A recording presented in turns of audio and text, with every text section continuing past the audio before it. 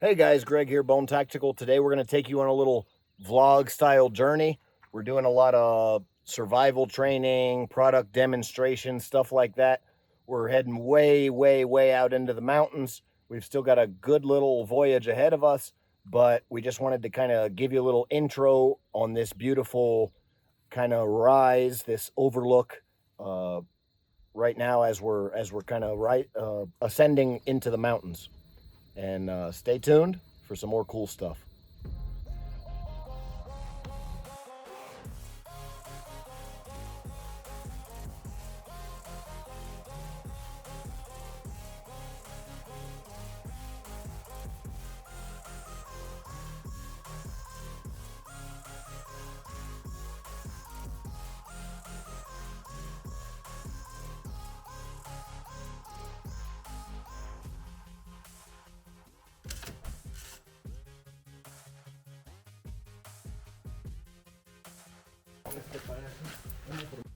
All right, guys, we're going to take you on a little tour of the house here. We basically are camping in an abandoned house. We've brought out our Pelican cases, Yeti cooler. Almost all of this stuff is camera gear. There's a few items like my bow that maybe we'll get a chance to get out and do a little, looking for food and stuff like that with the bow. But the majority of this is going to be products for product testing, new products for product development. There's some new survival stuff we're testing to see if it will pass our standards and see if it's actually something that we can put in our survival kits. Okay, the survival gear that I sell. Here I've got my little. This is where I'm sleeping. It's the luxury suite right here, the Thermarest Mondo King, I think it is, the XXL. It's the biggest Thermarest they have. I've got this. Actually, I've had that sleeping bag for years. It's a really nice one, but it's one that I got in Moab at a used gear store years ago. I always forget the name of it, but I have several items from this company. Big Agnes, yeah, I've used. One of their tents was the best I've ever had, and then this sleeping bag is just great. So I do definitely recommend Big Agnes. I've got my little setup here. Just one of the most important things you can have is your coffee in the morning. This is just a little French press type thing. Not actually a French press, but a like cold brew coffee thing. So I put some coffee in there, throw it in the Yeti, and good to go. Back here, we've got a really cool area where really old school style stove. All right, what's left of it used to be the old wood burning stove. Now it's just kind of got a table there, but it's still got the exit there for the chimney. You can see all of the wood, the roof, the doors, the windows. It's all mahogany. Beautiful mahogany. It was pretty much the nicest house in the entire area at one point in time. Extremely well built. We've got the old wrought iron style chandeliers. A lot of this stuff has been stolen while it was in between owners, and while it was owned by the previous owner, a lot of it was stolen. Beautiful mahogany doors.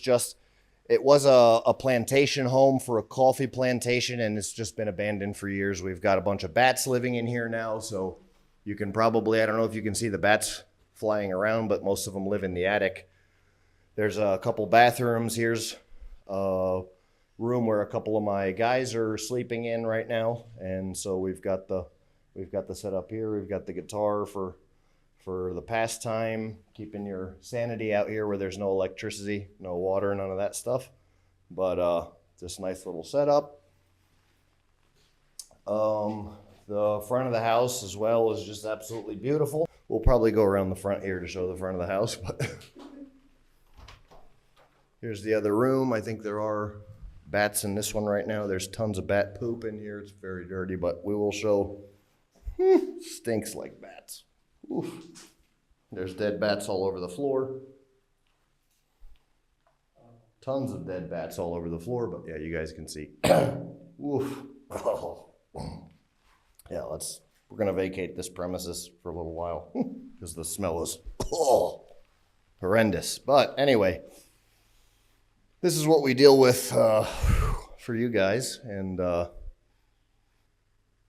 we're actually in an area, I think you guys have probably seen this place in some of my previous videos. Extremely dangerous area. Known for basically what's the local version of highway robbery. There's like a small little road that goes through here, and it's an agricultural road. They grow some crops and stuff like that out here, but they have to pass to get to we're pretty deep in the mountain, but the local like stores, corner stores and stuff, have to have a truck that goes to deliver bread, and they call it the bread truck. But the bread truck was notoriously getting robbed every time it passed by here, stuff like that. Anybody that's not from around here. So it's a little bit of a dangerous area, but it's a shame because it's also extremely beautiful. So we'll show you guys a little rundown of the compound itself.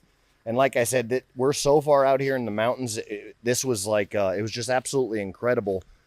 The amount of money and labor that went into building this place. It's a massive, like 5,000 acre compound here that we're on, and it's just it's been abandoned for quite some years, and there's probably there's enough houses here to sleep 100 people probably at least. There's workers housing that we use for shooting houses now and all kinds of different stuff. But so much of the property actually is inaccessible jungle that you have to just use a machete to get 100 yards into, and you know, like I said, it's over 1,000 manzanas, so it's probably closer to the actual property itself, according the way the law has it all mapped out, is probably closer to about 1,700, I guess, acres, I believe, somewhere around there, if I'm doing the math right. But we've got a beautiful river view here. This is a cool, just, you know, beautiful grill. We'll probably, next time we come out, we'll probably fix that up and grill some stuff. We do just stay awfully busy with doing the product development, product testing, and then actually building the products. So I have it's a bit difficult for me at times to make the products, test the products, do all this stuff, and then still have any kind of free time or anything to do cool stuff. But I am lucky enough to be able to enjoy, you know, what I do for a living, and being able to be out here testing products, even though it is work. I do love it, I can't lie. So it's a pretty great thing about it. We'll show you here the little area where there's an adobe fireplace, and we are planning on doing some product testing. Here's where we test the knives and edged weapons against flesh. So this week at some point in time, I'll come out here and I'll, you know, be chopping up a pig carcass and all kinds of stuff with this Bowie knife. And then after we do that, I'll probably stick the pig carcass. I'll, you know, do some butchering and actually put the meat in here and slow cook it overnight. Probably build up some heat in there, stick all the pork in, top it off, and then let it cook all night. And the next day we'll have some great pork to eat. But you know, I could go for miles and miles and miles and show you all the different stuff that's out here. But this is kind of just where we're camping right now. There's like 6 houses right here in a row, and then, like I said, there's more houses than I've been able to count so far out on this property. But pretty cool.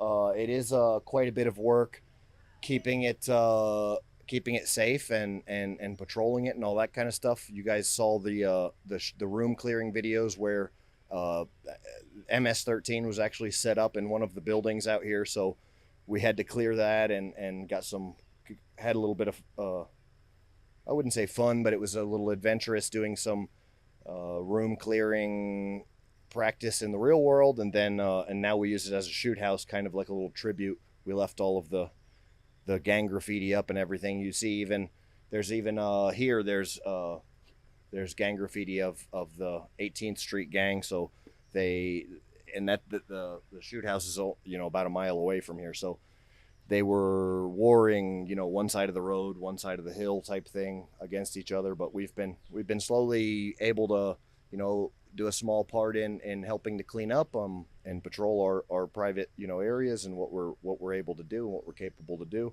as part of making the world a better place.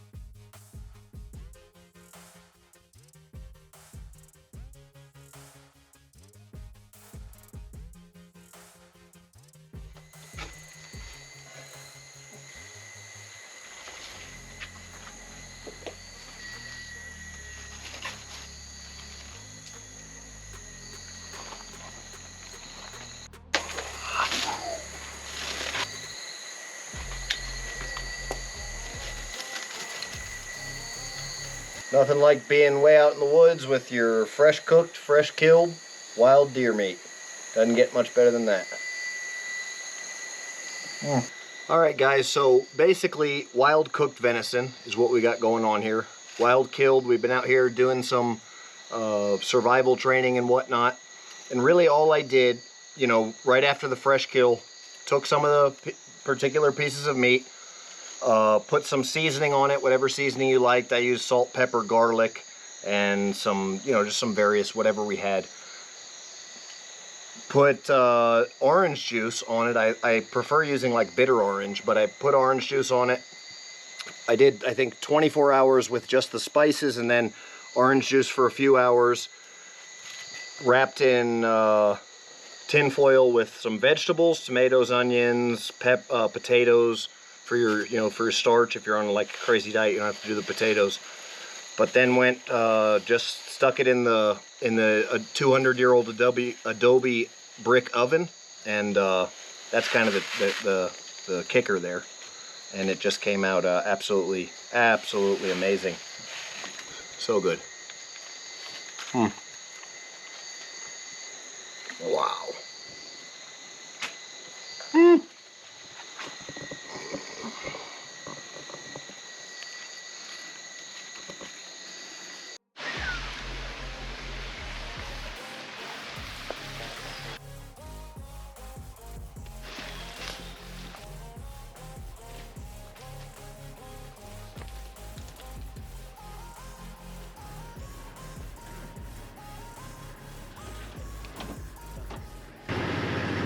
Maravilla. Beautiful wood. Mucha madera.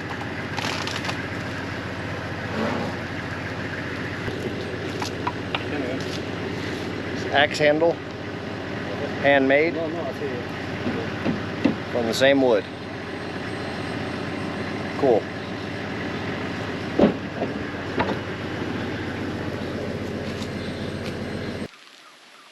So we're out here pretty tired and a long week finishing out the blog. Just wanted to show you guys some really beautiful tamarindo wood. Now, this color is just unbelievable, really, of this wood. There's no, this isn't wet or anything like that. It's just this bright, beautiful red color. We're gonna make some sheaths out of this. A friend of ours who takes care of this property out here in the mountains, really deep, no power, no electricity, nothing. Just beautiful little water flowing through and everything. They grow some fruits and trees out here and stuff, and happened to come across this old fallen, actually only really the heartwood was left of this old tamarindo. You can actually see here on the outside of the tree where this is the old exterior crust of the wood, and where it's a different color, which would be the live edge or whatever you want to call it, the growing part of the tree. And then here you can see it as well. But the interior is the real hard. It's actually so hard they don't even like to use their chainsaws to cut it because it breaks chainsaws. So this, really interestingly enough, this was cut with an axe, and then they used a wedge to actually split this off along with the fiber. And then we're going to end up making some knife handles out of this stuff, and they're going to be absolutely beautiful. Thanks for watching. Bone out.